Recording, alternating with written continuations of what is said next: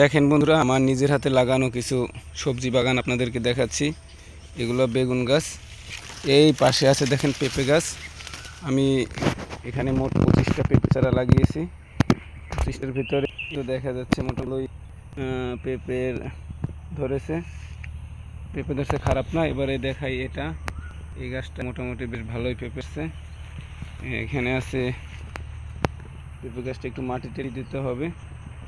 দেখেন এটা, এবারে যাই, এই গাছটার অবস্থা দেখেন, এটা ফুল হয়ে গেছে। যাই হোক, তারপরে এই গাছটা আমি রেখে দিছি।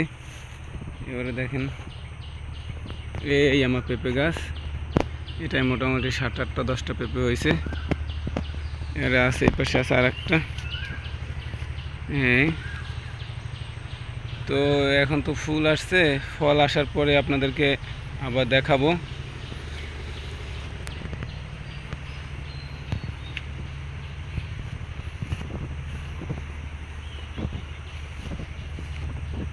বৃষ্টি পড়ার পরে বেগুন গাছগুলো বেশ ভালোই হয়েছে। এই দেখেন, এই গাছে বেশ ভালো বেগুন আসছে।